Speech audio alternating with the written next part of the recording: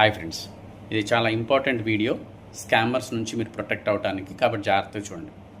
రీసెంట్గా IT returns, non tax audit returns అన్నీ filing అయిపోయినాయి. మరి ఈ స్కామర్స్కి ఈ డేటా ఎలా వస్తుందో తెలియదు, కానీ ఎవరైతే రీఫండ్ అప్లై చేశారో ఆ రీఫండ్ అప్లై చేసిన వాళ్ళకి కొన్ని రకాల fake mails and fake messages వస్తున్నాయి.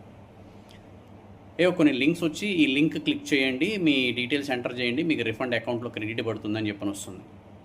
ఇది చాలాసార్లు పేపర్లలో వేశారు, న్యూస్లో చెప్పారు, నేను వీడియో చేసి చెప్పాను. అయినా సరే ఈరోజు ఒక క్లయింట్, మా క్లయింటే ఏదో మెయిల్ వచ్చిందని చెప్పన్నాడు. చూసుకోకుండా, చదువుకున్న వ్యక్తే చూసుకోకుండా ఆ లింక్ని క్లిక్ చేశాడు. బ్యాంక్ అకౌంట్ డీటెయిల్స్ ఇమ్మని చెప్పంటే బ్యాంక్ అకౌంట్ డీటెయిల్స్ ఇచ్చాడు, ఓటీపీ ఇచ్చాడు.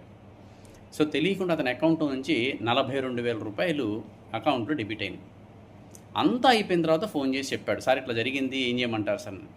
ముందు అర్జెంటుగా ఆ సిస్టమ్ని షట్ డౌన్ చేయండి, బ్యాంకుకి వెళ్ళి కంప్లైంట్ చేయండి, వీలైతే సిస్టమ్ ఫార్మేట్ చేసుకోండి అని చెప్పా.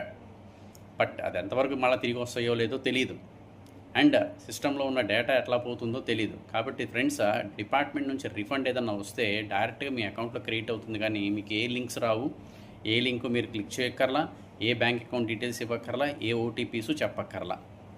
సో కొంచెం జాగ్రత్తగా మీరు ఏపీకే ఫైల్స్ డౌన్లోడ్ చేసిన వాట్సాప్లో నుంచి, ఆర్ లింక్స్ ఏదైనా వస్తే కనుక లింక్స్ కానీ చేసేటప్పుడు కొంచెం జాగ్రత్తగా చదివి ఒకసారి మరలా చేయండి.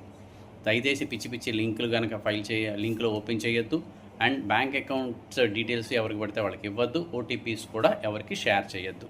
So be careful. Thank you very much.